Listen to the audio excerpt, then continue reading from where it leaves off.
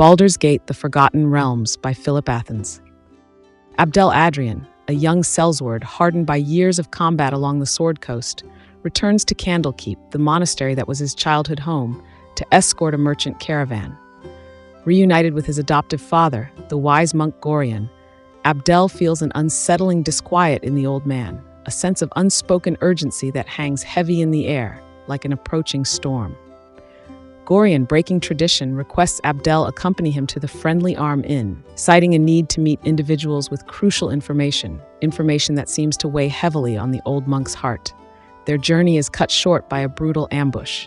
Though Abdel valiantly defends himself and Gorion, the old monk is felled by a crossbow bolt to the eye, his life extinguished in a cruel instant. In his dying breaths, Gorion entrusts Abdel with a cryptic parchment, its meaning shrouded in mystery, and utters the names Khalid and Jahera, urging him to seek them out at the Friendly Arm Inn. Abdel, consumed by grief and a thirst for vengeance, vows to uncover the truth behind the attack and avenge his fallen father. Grief-stricken and fueled by vengeance, Abdel arrives at the inn and encounters the half-elf couple, Khalid and the strikingly beautiful Jahera. They reveal a sinister plot threatening the Sword Coast. A group known as the Iron Throne is sabotaging iron mines, creating an artificial shortage that could ignite war between Am and Baldur's Gate.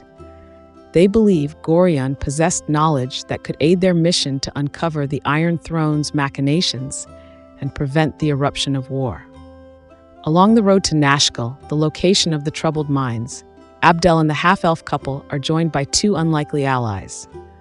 Montaran, a gruff, light-sensitive halfling with a penchant for thievery, whose quick wit and nimble fingers prove surprisingly useful, and Xar, a twitchy mage prone to cryptic pronouncements and unsettling pronouncements about Abdel being the son of a god. Xar's words, though dismissed as the ramblings of a madman, plant seeds of doubt and curiosity in Abdel's mind. In Nashkel, the severity of the iron crisis becomes evident, with miners facing unemployment and despair, painting their faces with a mixture of fear and anger. Venturing into the mines, the group uncovers evidence of sabotage, a vial of potent liquid used to corrupt the iron ore. Suspicion falls upon Khalid and Jahera, their Amnian origins fueling accusations of treachery, their every move scrutinized and judged. A confrontation erupts, culminating in Khalid being gravely wounded by Abdel's blade. In the ensuing chaos, Montaran and Xar vanish into thin air, their motives and allegiances remaining a perplexing enigma, leaving Abdel, Jahera, and a recovering Khalid to seek answers amidst the growing shadows of conspiracy. Their search leads them to Baragost, where they learn of Tazok, a powerful figure within the Iron Throne, who orchestrates the sabotage with a cold, calculating efficiency and recruits sellswords and humanoids to his cause, promising wealth and glory to those willing to shed blood for his dark ambitions. Tragedy strikes again when they encounter a field of black lotus flowers, a deadly poison planted by the Iron Throne, its beauty masking a sinister intent. Despite Jahera's druidic protection, Khalid succumbs to the poison's lingering effects, his life slowly ebbing away under the oppressive weight of the poisonous flowers. Grief and guilt weigh heavily on Abdel as he continues the pursuit of the Iron Throne alongside Jahera, their bond deepening amidst shared loss and a growing sense of purpose. Following the trail to Baldur's Gate, the city walls looming large against the horizon, they seek the aid of Scar, a high-ranking officer in the Flaming Fist mercenary company and a trusted friend of Abdel, a man who has witnessed the underbelly of the city and the machinations of power. He reveals the growing influence of the Seven Sons trading coster, led by the enigmatic Jahaso, whose recent activities raise suspicions of a connection to the Iron Throne, his once predictable business ventures now shrouded in secrecy and a disquieting disregard for the city's established order. A daring infiltration of the Seven Sons warehouse leads to a confrontation with doppelgangers, shape-shifting creatures employed by the Iron Throne, their ability to mimic others, creating a web of deception and paranoia. In the ensuing chaos, Abdel and Jahera are captured and imprisoned, their identities mistaken for members of the Shadow Thieves, another group implicated in the conspiracy, their every word and action twisted into evidence of their supposed guilt. They are unexpectedly freed by Grand Duke Elton, the ruler of Baldur's Gate, a man burdened by the weight of leadership and the growing unrest within his city, who seeks their aid in exposing the Iron Throne and preventing war with Ammon, a conflict that could shatter the fragile peace of the Sword Coast. The situation takes a dire turn when Scar is found murdered, his life brutally taken in a cold, calculated act of violence, and evidence points to doppelganger involvement, their ability to deceive making them the perfect assassins. With Elton's health mysteriously failing under the care of the ducal healer, Kendall, suspicion casts a long shadow over the palace, whispers of treachery and hidden motives filling the air.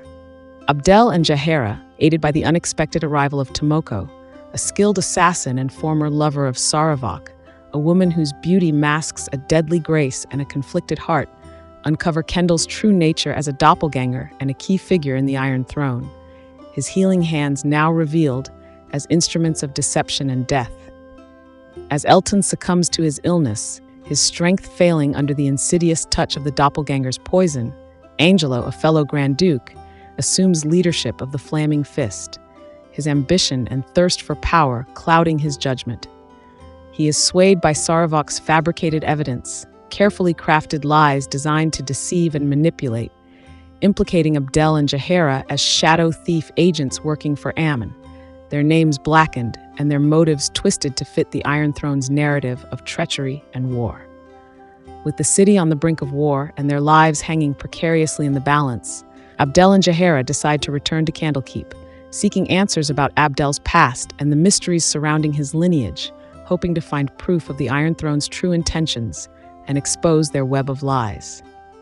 At the gates of Candlekeep, they face an unexpected obstacle.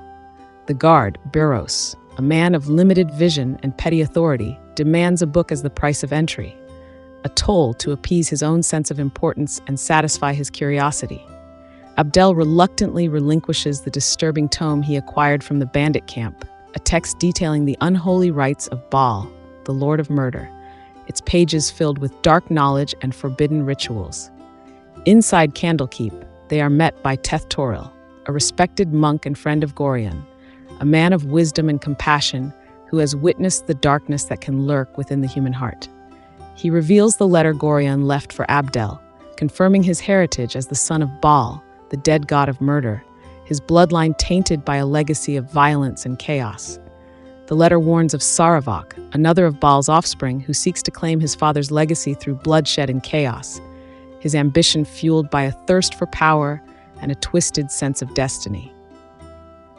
As Abdel grapples with the revelation of his lineage, the knowledge of his divine heritage a heavy burden upon his soul, Candlekeep guards attack, believing him responsible for a series of murders committed by doppelgangers disguised as him, their accusations fueled by fear and a lack of understanding.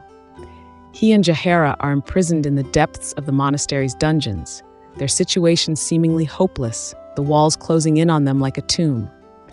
However, the ghoul Korak, drawn by the carnage of the slain guard and a strange sense of loyalty to Abdel, appears with keys and facilitates their escape, his rotting form leading them through the darkness and towards an uncertain future.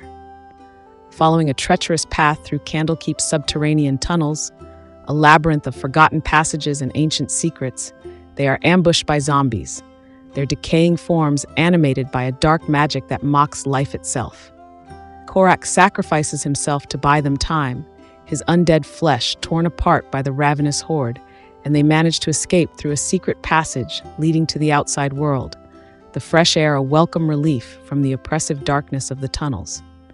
Meanwhile, Saravak eliminates his accomplices within the Iron Throne, including Tazak and Tranzig, their deaths serving as a grim testament to his ruthless ambition. Consolidating his power and preparing for his ascension to the position of Grand Duke, the city of Baldur's Gate poised to become his instrument of chaos. Tomoko, disillusioned by Saravak's ruthless ambition and the senseless death of Jaheira, her heart torn between love and a growing sense of revulsion, decides to aid Abdel in exposing the truth. Her skills as an assassin now turned against the one she once held dear. Back in Baldur's Gate, the city streets teeming with suspicion and fear, Abdel, Jahera, and Angelo confront Saravak within the opulent chambers of the ducal palace. As evidence of the Iron Throne's plot is revealed, scrolls detailing their schemes and the depths of their depravity laid bare, Saravak sheds his mask of deception and reveals his true nature, his eyes burning with an unholy light, a dark reflection of their shared heritage. A fierce battle erupts, the clash of steel echoing through the halls of power as the fate of Baldur's Gate hangs in the balance.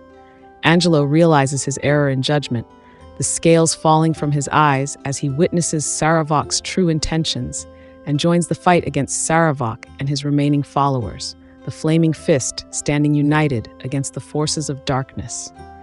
In a climactic duel, Abdel, fueled by grief for his fallen friends and a newfound understanding of his heritage, the Baal within him, tempered by love and a desire for justice, defeats Saravak, his blade piercing through his brother's dark armor and extinguishing the flame of his ambition. The Iron Throne's threat is extinguished, their web of lies and deceit unraveling like a spider's web caught in the wind, and the outbreak of war is averted, the city of Baldur's Gate spared from the horrors of bloodshed and destruction. With Baldur's Gate saved, the city streets slowly returning to a semblance of normalcy, Abdel grapples with the implications of his lineage and the knowledge that other offspring of Baal remain scattered throughout the land, their paths uncertain and their destinies intertwined with his own. He vows to find them, to confront the darkness within his bloodline and prevent them from following in Saravak's footsteps, hoping to guide them away from the path of murder and chaos and towards a future where they can choose their own destinies. Jahera, having witnessed Abdel's transformation and the struggle within him, the battle between the darkness of his heritage and the light of his humanity, chooses to stand by his side, offering her love and support as they embark on a new and uncertain journey, their fates bound together by love, loss, and the hope for a better future.